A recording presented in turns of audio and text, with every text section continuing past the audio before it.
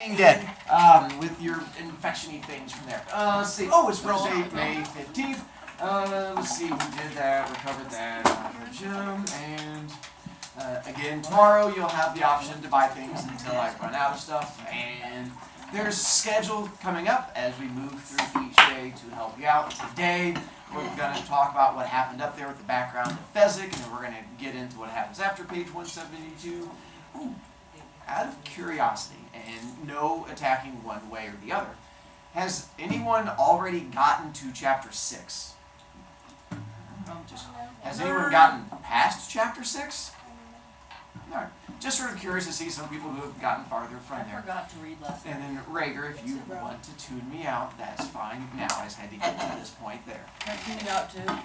Well, she was gone yesterday. You were not gone. Well, you're not going to charge me points, are you? For tuning me out, staring at the wall? No, for just reading my book. Oh, no, that's fine. I don't care about that. Let's see. So what we have coming up from there to cover this with you. Oh my god. Covered. Now I tried to combine it so it actually kind of looks like they're climbing the cliffs. Oh, Evie, I apologize. I was just ignoring you. What's up? I mean, the man before. Not, well, I do, but it's printed off and it's actually in here because I haven't pulled it out yet. So if you see me at the end of class or you send me a remind message, I can send you a digital copy of it. Of what? Or you can wait till tomorrow because I'm going to read it in class. You, what'd you say?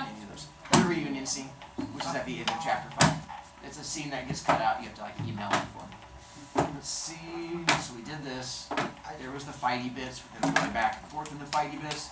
And then, ooh. Yeah, we are. That's where we are. So we did not get to the scene with Fezzik, where we got the background of Fezzik. Before I babbled, did you have questions about Fezzik and him fighting all the people and his background in Turkey? And yes. He tossed out. So, the question is, why did it? So his parents kept what? It didn't say why his parents It said that they got died from being sick. But why did they care so much about making him fight? Because he was so big, they thought he was going to get picked on all the time, and so they were just trying to help him. Yeah, at that point, you don't need to make him a professional. I don't know. Some parents are kind of weird on issues. Yeah. And so, The cash. Check. and so this is where he does the fighting with the man in black, and who wins between Fezzik and Man in Black, and how does Man in Black beat him? And that was because Fezzik was trying to throw rocks at him, and then we find out that, I think you guys brought up yesterday, that they seem like fairly nice people, even though they're some bad guys. And that's where Fezzik comes across, and he was like, I don't want to crush your head with a rock from a distance. Let's not have a fair fight. But it's kind of hard to have a fair fight against, a squirrel versus a mountain. But, in this case, the squirrel won, because the squirrel scampered around and screamed from behind. There you go. And then, there's the Man in Black coming up behind him. This was my version of Vizzini. Thought I nailed it. He's kind of short. And Hunchback. Oh, you forgot the hunchback part. Well, surprisingly enough, Google does not have a lot of pictures of little hunchback dwarfs. Just the Hunchback of Notre Dame. Yeah, exactly. Why didn't you use that? He's a good guy. I apologize for failing you guys not using the Hunchback of Notre Dame. But he's a good guy. So now let's get to the throwdown between the Man in Black, and we're going to find out who the Man in Black is in just a moment. Those of you who have read ahead, you now know who the Man in Black is. I watched the movie. Those of you who have not, that might make it a little bit tougher. But I already know who it is from The back of the book. from future experience, from previous experience this week when I got charged a few D points. So page 172. So the bottom part of it, so this was, Vizzini was waiting for him. Indeed, he set out a little picnic spread. From the knapsack that he always carried, he had taken a small handkerchief, and on it he had placed 2 wine goblets. In the center was a small leather wine holder, and beside it, some cheese and some apples. I think I even made a little... There we go. The spot could not have been lovelier. A high point of the mountain for his path, with a splendid view all the way back to Florin Channel. Buttercup lay helpless beside the picnic, gagged and tied and blindfolded. Vizzini held his long knife against her white throat. "Welcome!" Vizzini called when the Man in Black was almost upon them. The Man in Black stopped and surveyed the situation. "You've beaten my Turk," Vizzini said. "It would seem so. And now it is down to you, and it is down to me." So that would seem too, the man in black said, edging just a half step closer to the hunchback's long knife. With a smile, the hunchback pushed the knife harder against Buttercup's throat. It was about to bring blood. If you wish her dead, by all means keep moving, Vizzini said. That voice was actually pretty good. I was trying to do my little hunchback dwarf voice. That's what I remember sounding like when I was a kid. No sound. The man in black froze. Better. No sound now beneath the moonlight. I understand completely what you are trying to do, and I want it quite clear that I resent your behavior. You are trying to kidnap what I have rightfully stolen, and I think it quite ungentlemanly. Let me explain. The man in black began, starting to edge forward. You're killing her! The Sicilian screamed, shoving harder with the knife. A drop of blood appeared now at Buttercup's throat, red against the white. The man in black retreated. Let me explain, he said again, but from a distance. Again, the hunchback interrupted. There is nothing you can tell me I do not already know. I have not had the schooling equal to some, but for knowledge outside of books, there is no one in the world close to me. People say I read minds, but that is not, in all honesty, true. I merely predict the truth using logic and wisdom, and I say you are a kidnapper. Admit it. I will admit that, as a ransom item, she has value. I have been instructed to do certain things to her. It is very important that I follow my instructions. If I do this properly, I will be in demand for life. And my instructions do not include ransom. They include death. So your explanations are meaningless. We cannot do business together. You wish to keep her alive for ransom, where it is terribly important to me that she stop breathing in the very near future. Has it occurred to you, that I have gone to great effort and expense, as well as personal sacrifice, to reach this point? The man in black replied. And that if I fail now, I might get very angry. And if she stops breathing in the very near future, it is entirely possible that you will catch the same fatal illness. I have no doubt you could kill me. Any man who can get by an amigo in Fezzik would have no trouble disposing of me. However, has it occurred to you that if you did that, then neither of us would get what we want? You, having lost your ransom item, me, my life. We are at an impasse then, said the man in black. I fear so. I cannot compete with you physically, and you are no match for my brains. You're that smart. There are no words to contain all my wisdom. I am so cunning, crafty, and clever, so filled with deceit, guile, and chicanery, such a knave, so shrewd, cagey, as well as calculating, as diabolical as I am vulpine, as tricky as I am untrustworthy. Well, I told you there were no words invented yet to explain how great my brain is. But let me put it this way. The world is million years old, and several billion people have at one time or another trod upon it. But I, Vizzini the Sicilian, am speaking with pure candor and modesty, the slickest, sleekest, slyest, wiliest fellow who has yet come down the pike. In that case, I challenge you to a battle of wits. Vizzini had to smile. For the princess? You read my mind. It just seems that way. I told you. It's merely logic and wisdom. To the death? To the phone call? The phone call. Crawford, what's over there? Ah, see.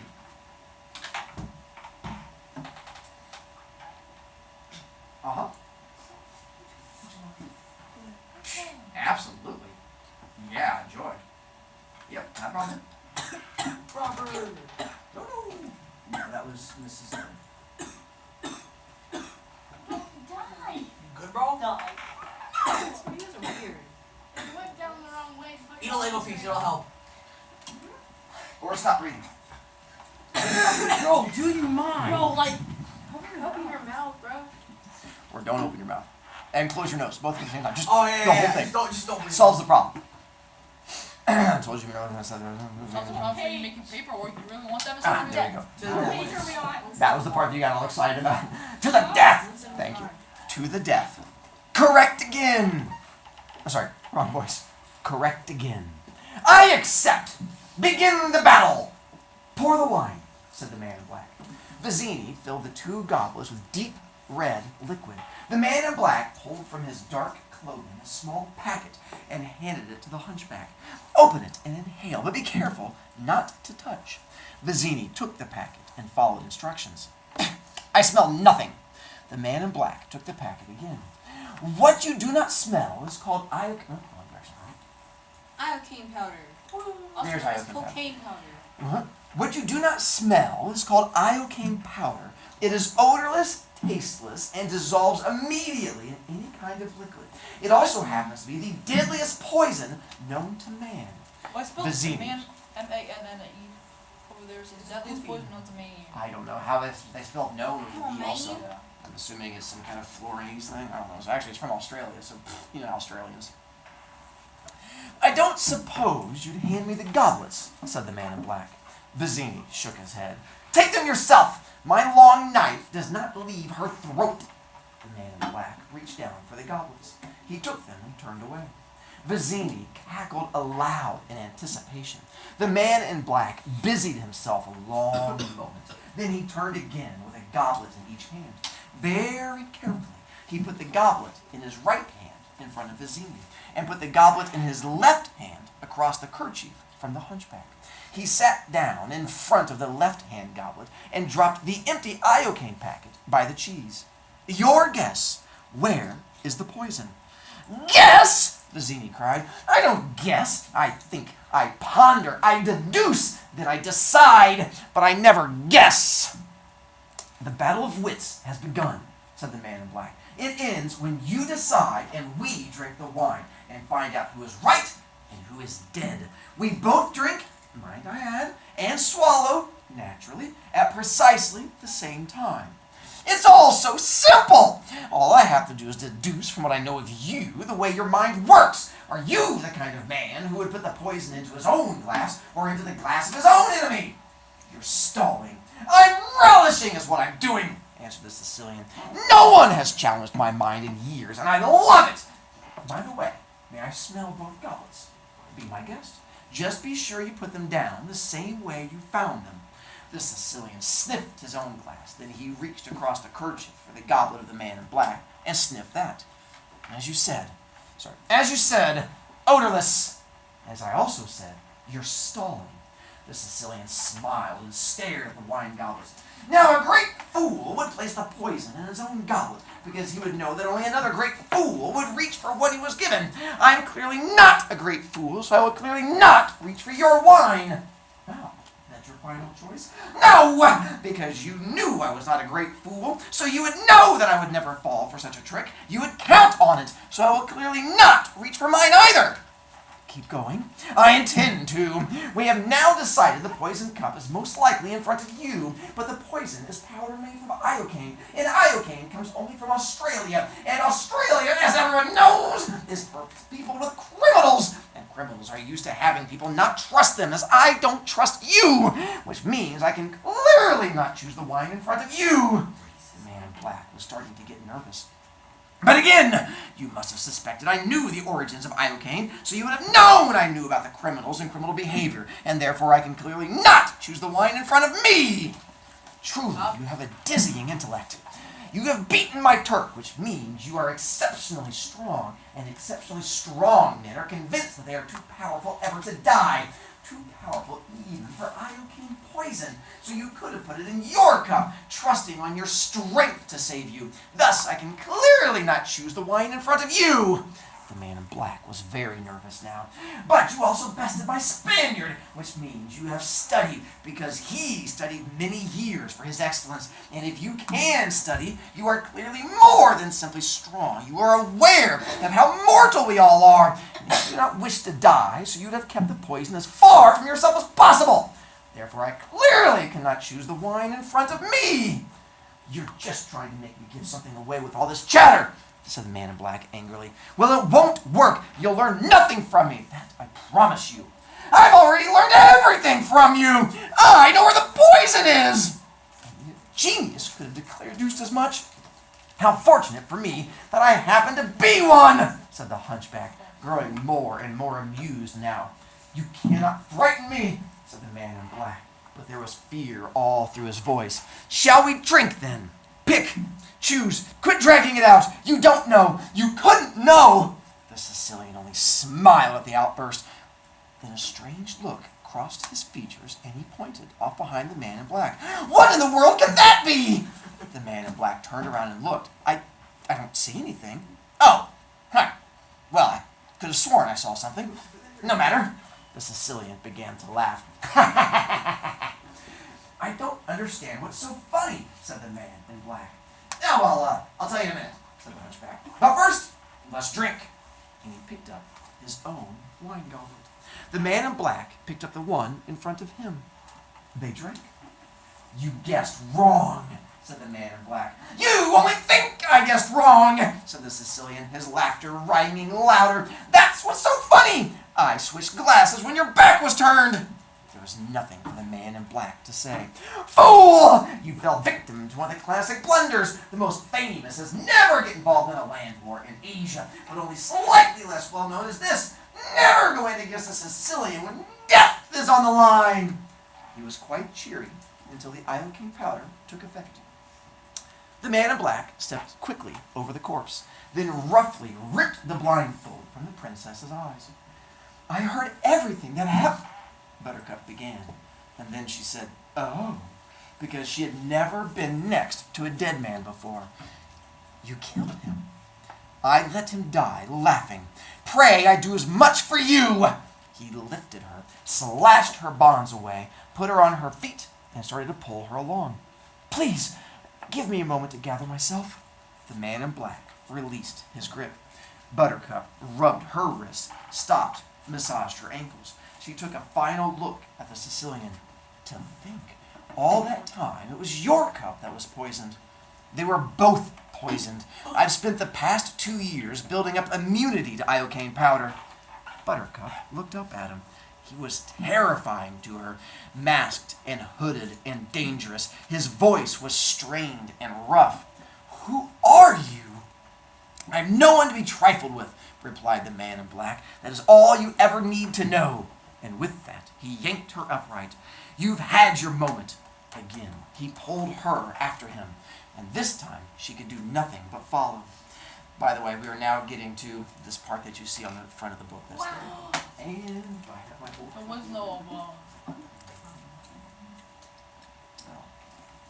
Somewhere I have my other copy of the. Oh, there it is. Where it's the same thing, but it's a different version of it, where they're running together. But it's the same scene coming up, where it's the man in black and her running together. Now is them running. They moved along the mountain path. The moonlight was very bright, and there were rocks everywhere. And to Buttercup, it all looked dead and yellow, like the moon. She had just spent several hours with 3 men who were openly planning to kill her. So why, she wondered, was she more frightened now than then? Who was the horrid, hooded figure to strike fear in her so? What could be worse than dying? I will pay you a great deal of money to release me, she managed to say. The man in black glanced at her. You are rich, then. I will be. Whatever you want for ransom, I promise I'll get it for you if you'll let me go. The man in black just laughed. I was not speaking in jest. You promise. You. I should release you on your promise. What is that worth? The vow of a woman. Well, that is very funny, Highness. Spoken in jest or not. They proceeded along the mountain path to an open space. The man in black stopped then. There were a million stars fighting for prominence, and for a moment he seemed to be intent on nothing less than studying them all, as Buttercup watched his eyes flick from constellation to constellation behind his mask. Then, with no warning, he spun off the path, heading into wild terrain, pulling her behind him. She stumbled. He pulled her to her feet. Again, she fell. Again, He righted her. I cannot move this quickly. You can and you will, or you will suffer greatly. Do you think I can make you suffer greatly? Buttercup nodded. Then run! Cried the man in black, and he broke into a run himself, flying across rocks in the moonlight, pulling the princess behind him. She did her best to keep up. She was frightened as to what he would do to her, so she dared not fall again. After 5 minutes, the man in black stopped dead. Catch your breath. Buttercup nodded, gasped in air, tried to quiet her heart. But then they were off again, with no warning, dashing across the mountainous terrain, heading, "Where do you take me?" Buttercup gasped when he again gave her a chance to rest. "Surely even someone as arrogant as you cannot expect me to give an answer.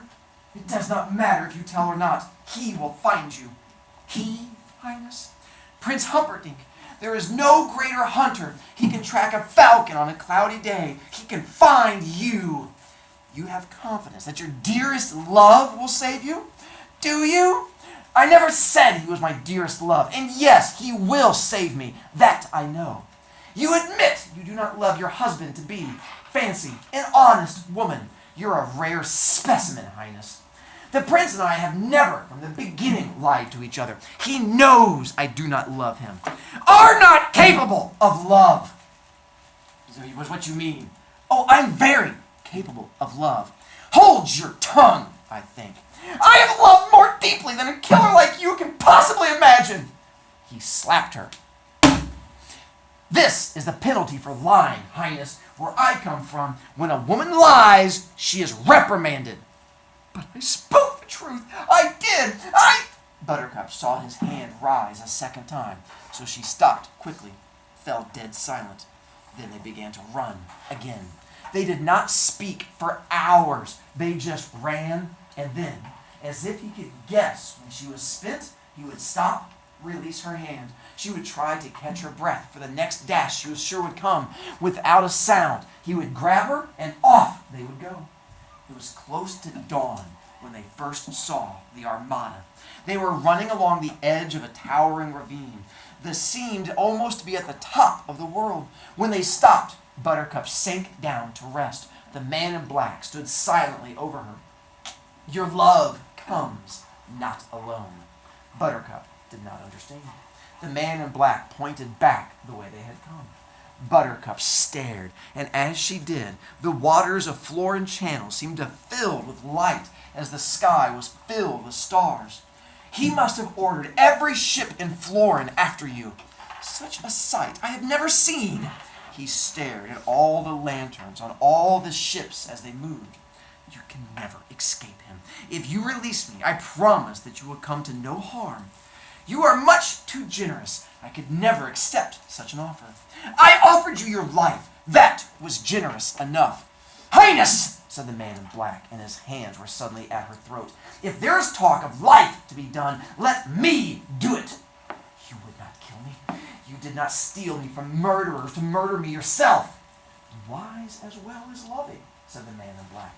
He jerked her to her feet, and they ran along the edge of the great ravine. It was hundreds of feet deep, filled with rocks and trees and lifting shadows. Abruptly, the man in black stopped, stared back at the armada. "To be honest, I had not expected quite so many. You can never predict, my prince. That is why he is the greatest hunter. I wonder, will he stay in one group, or will he divide? Some to search the coastline, some to follow your path on land. What do you think?" "I only know he will find me, and if you have not given me my freedom first, he will not treat you gently." "Surely he must have discussed things with you, the thrill of the hunt. What has he done in the past with many ships?" "We do not discuss hunting, that I can assure you." "Not hunting, not love. What do you talk about? We do not see all that much of each other." "No, tender couple." Buttercup could feel the upset coming. "We are always very honest with each other. Not everyone can say as much." "May I please tell you something, Highness? You're very cold. I'm not. Very cold and very young. And if you live, I think you're torn to hoarfrost." "Why do you pick at me?" "I have come to terms with my life, and that is my affair. I am not cold, I swear. but I have decided certain things. It is best for me to ignore emotions. I have not been happy dealing with it. Her heart was a secret garden, and the walls were very high. I loved once, Buttercup said after a moment. It worked out badly. Another rich man? Yes, and he left you for a richer woman. No! Poor! Poor! And it killed him. Were you sorry? Did you feel pain? Admit that you felt nothing. Do not mock my grief! I died that day! The Armada began to fire signal cannons. The explosions echoed through the mountains. The man in black stared as the ships began to change formation. And while he was watching the ships, Buttercup shoved him with all her strength remaining. For a moment, the man in black teetered at the ravine edge. His arms spun like windmills fighting for balance. They swung and gripped the air, and then he began his slide. Down went the man in black, stumbling and torn and reaching out to stop his descent, but the ravine was too steep. Nothing could be done. Down, down, rolling over rocks, spinning out of all control. Buttercup stared at what she had done. Finally, he rested far below her, silent and without motion. You can die too, for all I care, she said, and then she turned away. Words followed her, whispered from far, weak and warm and familiar. As you wish. Dawn in the mountains. Buttercup turned back to the source of the sound, stared down as in first light the man in black struggled to remove his mask. Oh, my sweet Wesley, Buttercup said, what have I done to you now? From the bottom of the ravine there came only silence. Buttercup hesitated not a moment. Down she went after him, keeping her feet as best she could, and as she began, she thought she heard him crying out to her over and over, but she could not make sense of his words, because inside her now there was the thunder of walls crumbling, and that was noise enough. Besides, her balance quickly was gone, and the ravine had her. She fell fast, and she fell hard. But what did that matter, since the world would have gladly dropped 1,000 feet onto a bed... she would have gladly dropped 1,000 feet upon a bed of nails if Wesley had been waiting at the bottom. Down, down, tossed and spinning, crashing, torn out of all control, she rolled and twisted and plunged, cartwheeling toward what was left of her beloved. And there we stop for now. Aww. I know. I already knew So that. now we find out who the man in black is. I already knew that because I watched it. So, can I get my V-points back? Well, if only you could find a way to go back in time and tell past you to not talk until today. Absolutely. Okay. From there, 2 pages from now, on page, 3 pages, there you go. 192, there's going to be a thing where it refers to the reunion scene. And that's what I will have for you guys tomorrow, is the thing that you have to, has a big thing where it explains, you email in. We're also going to get to the fire swamp where the big dangerous and bad things are and stuff like that. And then I will read reunion scene and talk about it and stuff like that. Is what? Is Wesley dead? No spoilers. I can't tell you. We haven't read that. I haven't read. I'm not telling you. I'm on 172. Mr. Brovicast. I'm caught up. So when you get to that point in there, it simply says, it doesn't impact anything. When you get to that page on 192, it says, I don't want to give anything away. You not having it will not impact it. So you'll be okay.